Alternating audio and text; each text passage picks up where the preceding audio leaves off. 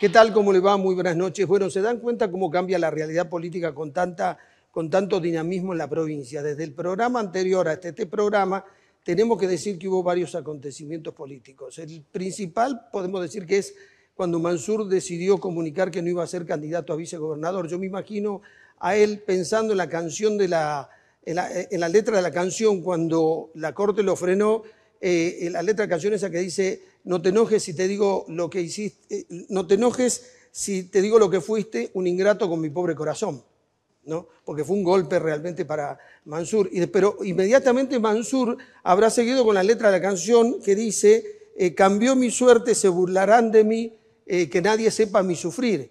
Entonces, ¿qué hizo? Organizó el viernes una plaza, como si fuera un ganador, como si fuera un exitoso de la política. Una plaza que tenemos que decir que fue escuálida, con muchos carteles y poca gente, donde habló él, pero no habló Jaldo ni habló Acevedo, que son los candidatos, porque él ya no es candidato. Él quedó como jefe de campaña, ¿no? Y hace muy pocas horas anunció que votamos el domingo 11 de junio. Esa es la nueva fecha para votar en Tucumán. Y también habrá pensado en otra canción que dice: el tiempo pasa y nos vamos volviendo viejos. Viejos desde el punto de vista político, porque en la política hay distintos ciclos. Ahora, cuando dicen, bueno, ¿qué enseñanza nos dejó todo este proceso? Primero, que cuando vivimos en sociedad estamos atados a un pacto social y que la Constitución contiene las reglas de juego más importantes de ese pacto social. Y la otra enseñanza es que hay que cumplir la Constitución, porque hay que cumplir con el pacto. Y la otra enseñanza es que la mesura y el tacto son dos virtudes republicanas. Y la otra enseñanza es que funcionó la división de poderes. Y funcionó muy bien. Y hay que celebrarlo. Esas son las enseñanzas que nos dejan, ¿no? En cuanto a aquellos que dicen que la decisión de Mansur de bajarse de la candidatura y la decisión de Cristina de bajarse de la candidatura a presidenta de la Nación son dos renunciamientos históricos, permítanme hacerle un comentario. Uno se tiene que preguntar qué tiene de histórico, cuál es el contenido histórico, cuáles son las virtudes históricas que tienen estos actos, cuál es el valor intrínseco, cuáles son las propiedades que tienen estos actos como para que digamos son históricos. En definitiva, lo tenemos que poner todo en su justo término.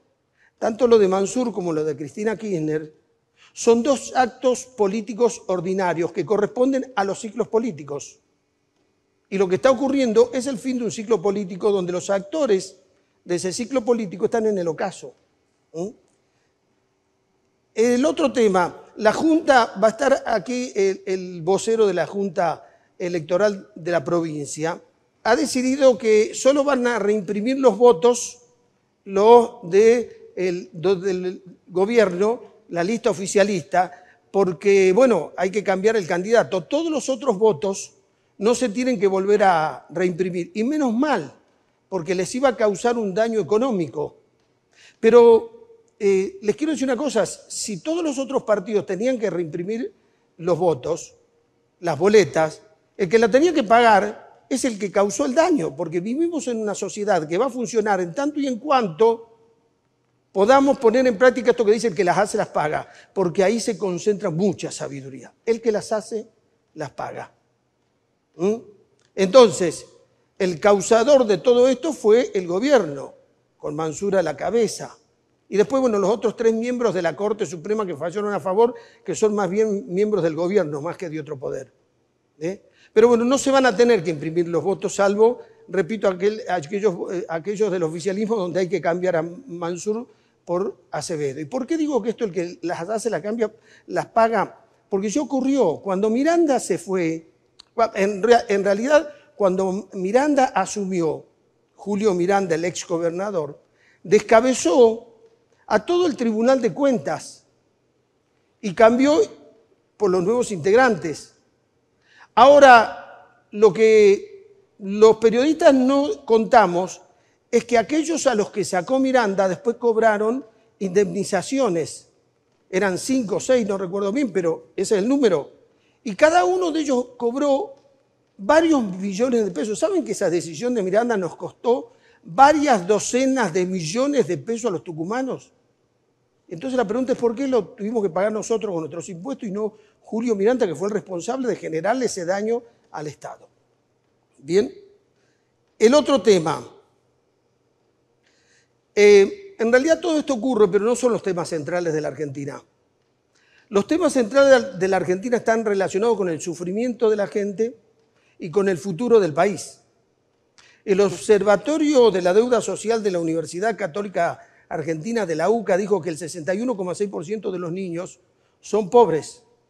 Estamos hablando de una población de 8 millones de niños, de los cuales 4 millones de niños tienen emergencia alimentaria. ¿Saben qué significa eso? Hay 4 millones de niños que ya no hacen las 4 comidas. Son 4 millones de niños que no van a tener un desarrollo cerebral necesario y suficiente. No van a poder desarrollar sus habilidades. Seguramente en el futuro les costará conseguir trabajo, seguramente en el futuro van a necesitar subsidios y cuando ya no puedan trabajar van a necesitar una jubilación sin hacer los aportes, sin haber hecho los aportes. O sea que ya tenemos que contabilizar en nuestro futuro seguramente 4 millones de jubilados más sin aportes.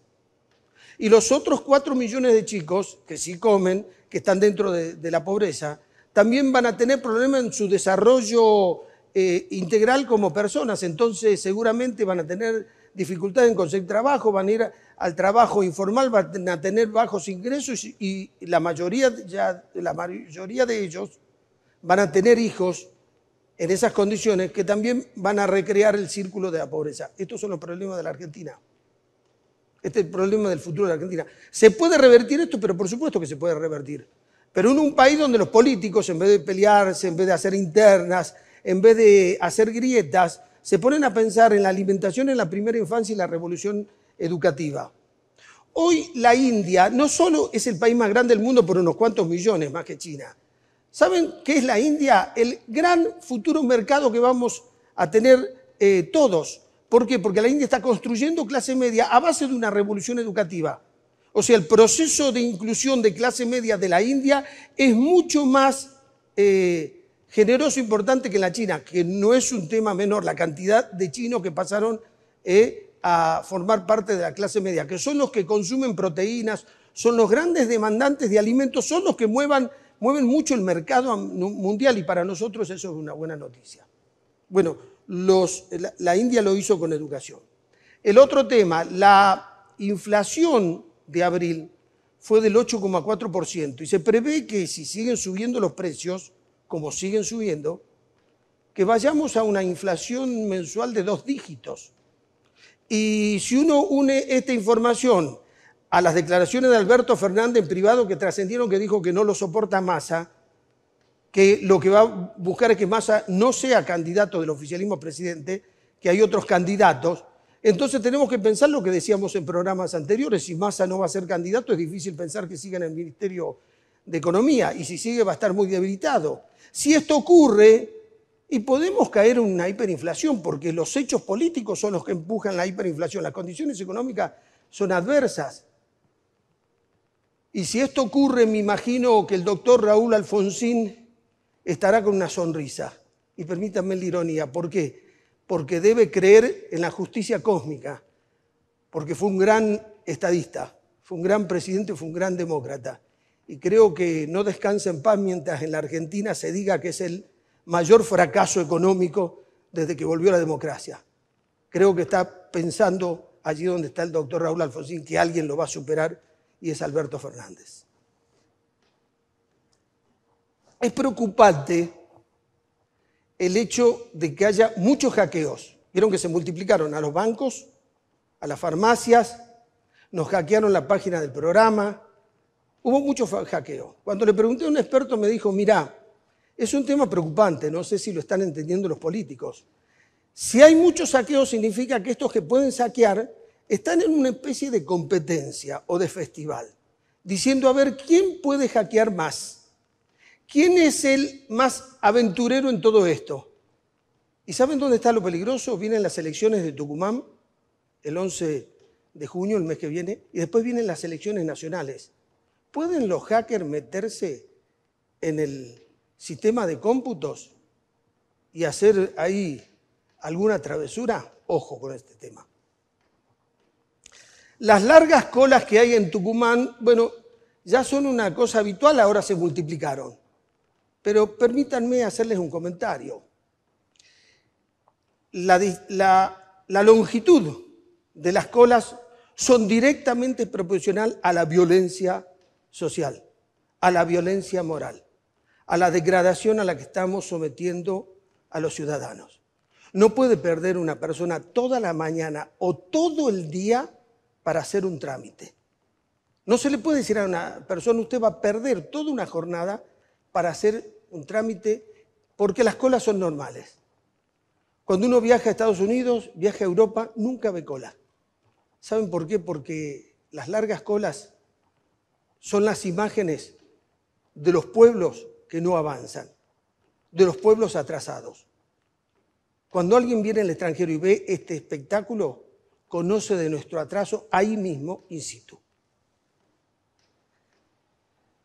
Y para terminar, pedirles un favor a los políticos, en esto creo que interpreto a toda la sociedad, o por lo menos a la gran mayoría, pedirles al presidente, a la vicepresidenta, al gobernador, al vicegobernador, a los ministros, a los distintos diputados, senadores, legisladores, a los que tienen cargos, que por favor cuando se dirigen hacia nosotros, los ciudadanos, los representados, no lo hagan pensando que somos personas que no hemos terminado el secundario.